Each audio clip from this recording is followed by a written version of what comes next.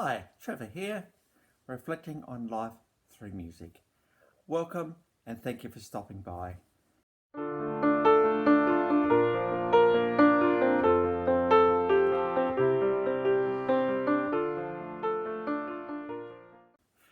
Well, I trust you enjoyed my last commentary on Alex Lloyd when we looked at the story of Jesse and Chris through three of his songs Green, Amazing, and Never Meant to Fail. I really enjoyed doing that one and telling the story through those three songs, so I trust you enjoyed that one. Well, we're moving on today to um, singer Amy Grant. Now, some of you may not know who Amy Grant is, but for others of us, you'll well and truly know who she is because she was one of the biggest selling artists in her day in her particular genre.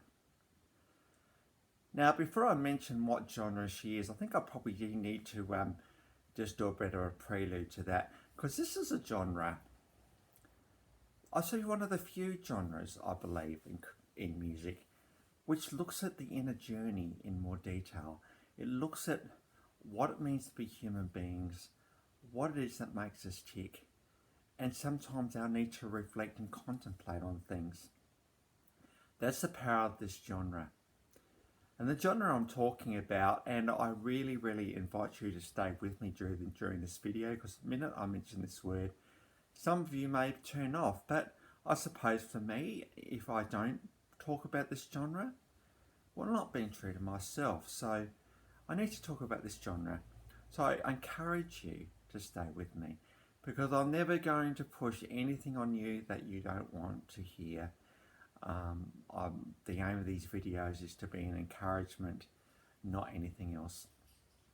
So Amy Grant was considered, probably is still considered one of the biggest artists in the Christian music genre. I remember as someone who just finished high school when she released this album Age to Age, and it's an album that everybody had and everybody knew, and with songs like Sing Your Praise to the Lord, I wish I could play the beginning of that one. Then other songs like El Shaddai, which I lost track of the amount of times I played that at camp concerts when someone wanted to sing it at a camp. And so the Age to Age album came out in 1982, and that was the first ever Christian platinum album. So it was had a massive influence on so many people. And so at the age of 22, Amy Grant had this massive hit on her hands.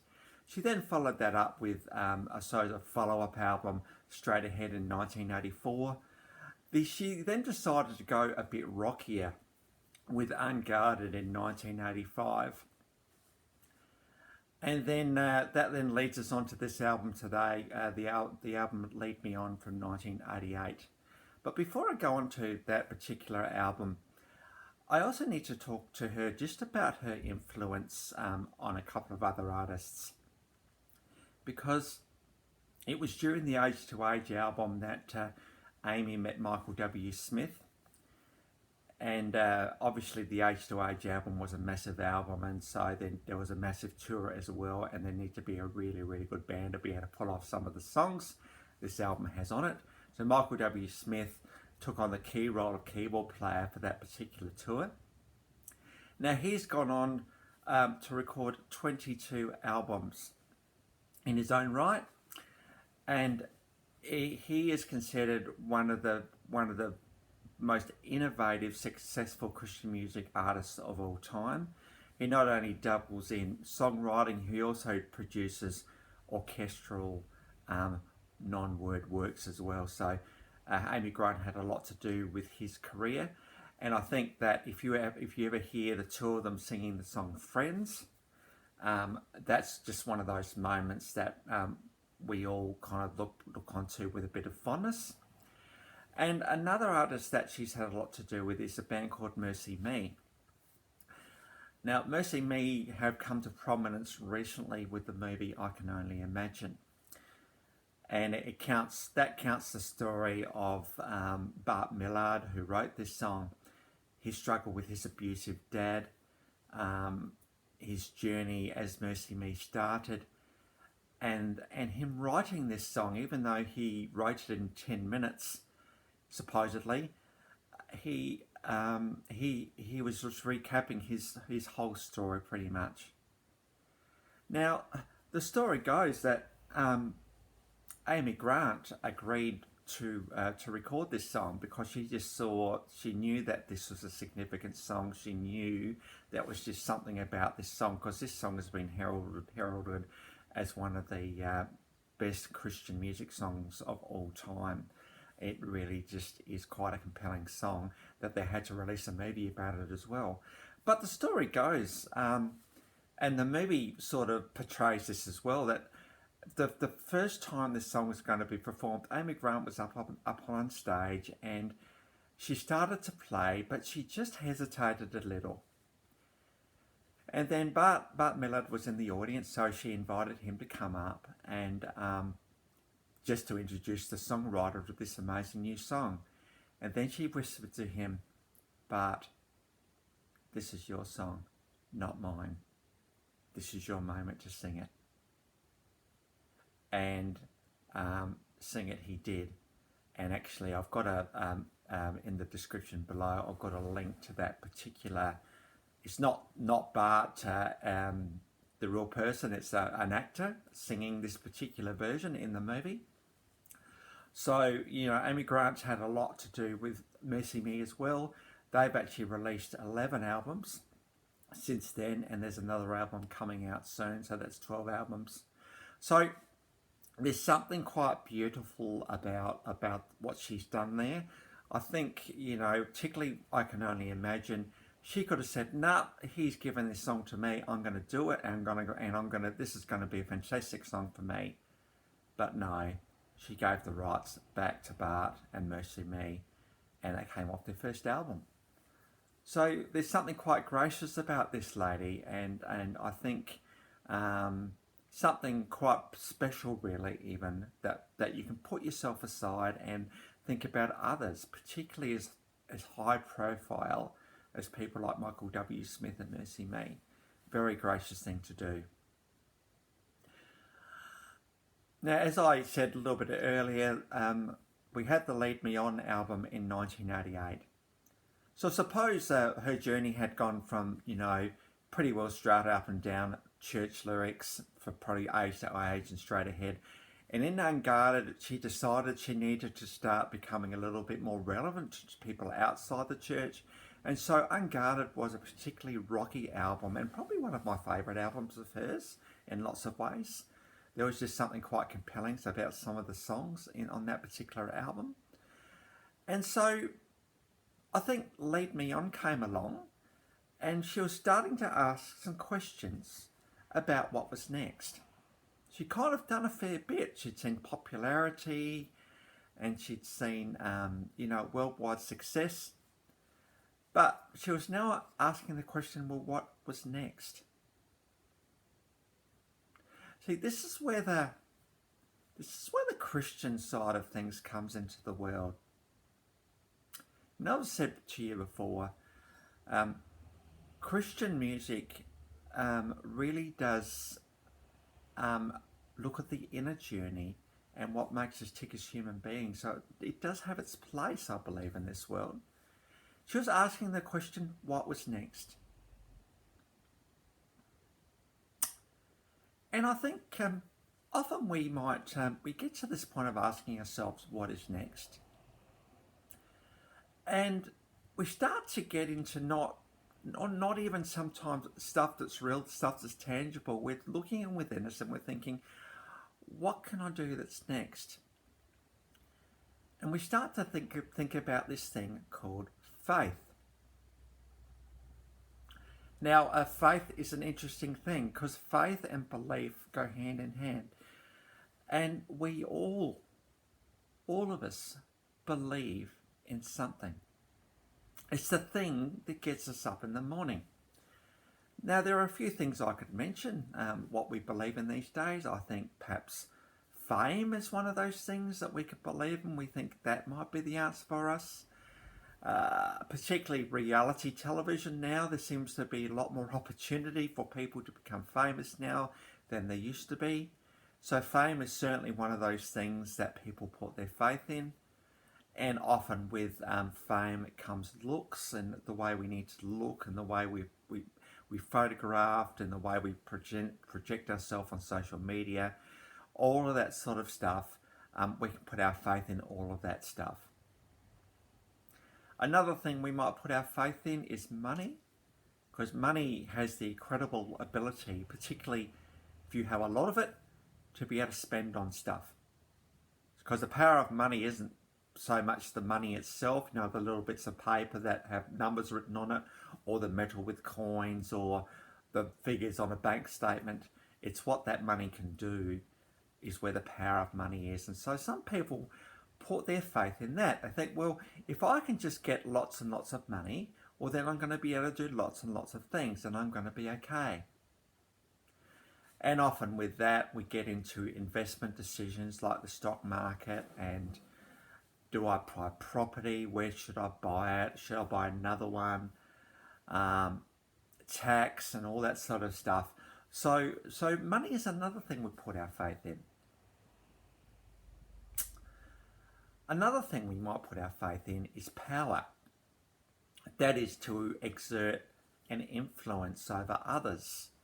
Now, it's the unfortunate thing in this world that often power leads to not very good consequences, because we end up controlling others when they shouldn't be controlled. Now, some of the countries in the world today, and the way that they control power is something that is quite attractive, because you can have control over other people.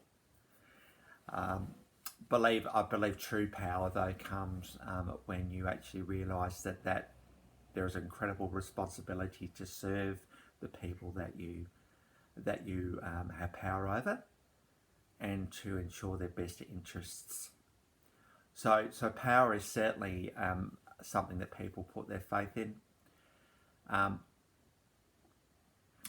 so there's just a few options. I think, another thing that people put faith in is potentially things like psychic worlds, so like tarot cards and fortune telling and all of that sort of stuff as well.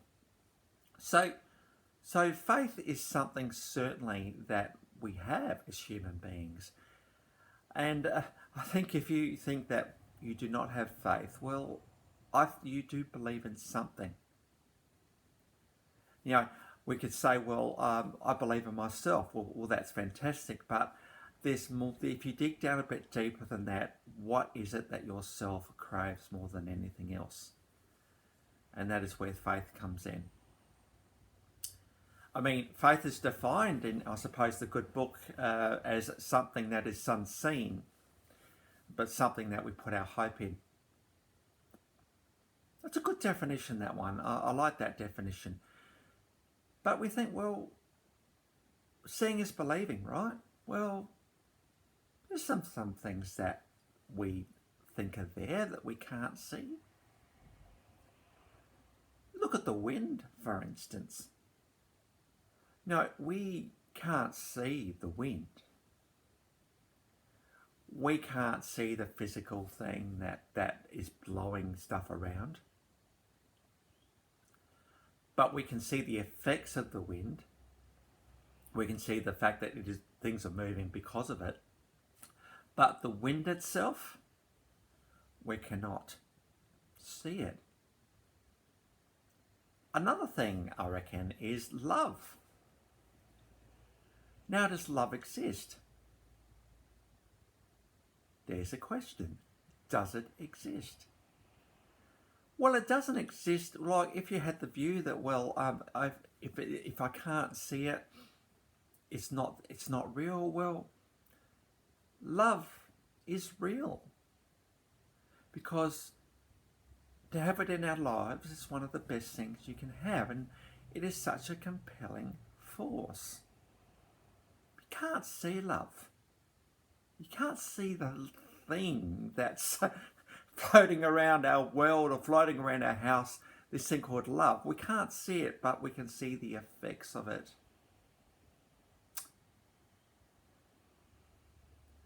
Well, think of another example. Say, for instance, if you think about faith, let's go a little bit more tangible. So, a couple, to start to open a shop. Now they've got this product that they think they're going to sell, and so they spend money, and they pay rent, and they open a shop. Now, are there people ringing them before and saying, "Hey, look, I want to buy your product. When are you opening? When are you opening?" Or there's a line of people just waiting for you to open your doors? Well, no, there isn't often. You might have done your market research and sort of worked out whether there is a need, but you physically haven't got that line of people waiting to buy from you. But you've spent money. So what are you doing then, perhaps? You're exercising faith. You're exercising faith in your ability to sell and to make something successful. So we exercise our faith all the time. When we drive on the road, I suppose, roads being not terribly safest places at times, but we put our faith kind of in the other drivers that potentially they will do the right thing, and it'll be a relatively safe experience. So we don't actually know when we get in our car what's going to happen, but we just kind of believe that it will be okay and don't give it a second thought. When people are employed, an interview and a resume, it doesn't really give you much of an indication of what the person is actually like, or what the employer is like, because employment is a two-way street. And so you probably know 10, 15, 20% of that relationship. The other 80% will emerge itself over time. That's where faith comes in. So we exercise our faith. There's a couple of people on social media, like on YouTube, they've got 400,000 subscribers. Now they didn't probably think that would happen, but they just thought they'd give it a go and see what happens. And for them, faith has been exercised, and it's been successful for them. I know I've mentioned this person a few times, J.K. Rowling. She had faith in Harry Potter, and eventually she found a publisher who would publish that book, and the rest is history.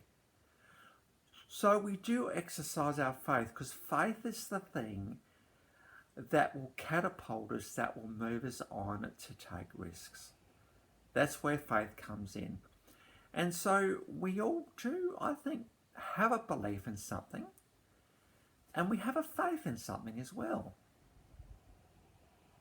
Well, I suppose Amy Grant, in her experience, she's putting her faith in something unseen and unknown. But her journey up until this point had shown her a belief, I suppose, in her God, who had sustained her and who had helped her go through those busy first few years. And now, so I suppose what she was doing, she was asking her God the question, what is next for me? Because, and I share this hope that Amy Grant has myself. And it's quite nice to go that, I suppose, if God does exist, and obviously, you have your own views on that, and I'm not going to push my views on you, but I suppose for me, if God does exist, and for me, I suppose I see God as someone who is loving and someone who is faithful and never lets me down. It's great to put your hope and faith in something like that. Something that is positive, something that is real, something that is real for me anyway. And someone who is really, really concerned, I suppose, with my life and where it's going and what it's doing. To know that I've kind of got that, I suppose, covering, for the lack of a better word, kind of makes life worthwhile a little bit. And I suppose that's where I put my faith. You might put your faith in something else. And that's quite all right. But I suppose the most important thing, I think, in all of this is to just think about what it is that you put your faith in and whether that's working for you or not. And if it is that you haven't considered the faith question, all I can suggest is that you really, really explore that for yourself, because it's one of those really important questions, I believe, and something that keeps us going and gives us a bit of basis and centering in our lives. So Amy Grant was asking this question of her God, I suppose my God as well. What is the next step for me? And that song Lead Me On, which I'll talk about in a minute, has been hailed as a very significant song in the Christian world. This album has been hailed as a very significant album as well, not just for Amy Grant herself, but also just for the Christian music genre in general. Well, for Amy Grant, the story went on, and she decided at that point that I needed to do a release in the mainstream world. And in 1991, out came the album Heart in Motion, a very pop orientated album. That's What Love Is For and Baby Baby. There were a few songs on that album. That album sold 5 million copies. And so that was the answer for her. And since then, she's released a few other albums. I know certainly at the time that Heart in Motion was released, she got interviewed on the Oprah Winfrey Show. And she was sort of getting noticed by the world in general at this point. And so for her, prayer, I suppose, from the Lead Me On album, really was, the answer was to go more into the mainstream and to make an impact there. And certainly with her influence on this song, I Can Only Imagine, in 2001, she has continued to encourage others in their journeys as well. And that's a wonderful thing to be able to do. I suppose when you are as a person of influence, certainly in the Christian music world that Amy Grant was and still is a bit, to be able to use that influence in a positive way is a very endearing thing to do indeed. So on to the clips today. I trust, by the way, that has been an encouragement for you, and by all means, am I not pushing anything on you at all. All I'm wanting to do is just encourage us in our life journeys, and that's all we do. So thank you for your understanding, and thank you for listening through if you've got to this point. So on to the clips today. We have got Lead Me On. This is the official clip. It's got all the typical standard poses. We've got the reflective sitting pose. We've got the waterfalls in the background. We've got the beautiful scenery. We've got the beautiful sweeping landscape shots. All of the songs that lead to seeking inspiration and seeking the next steps.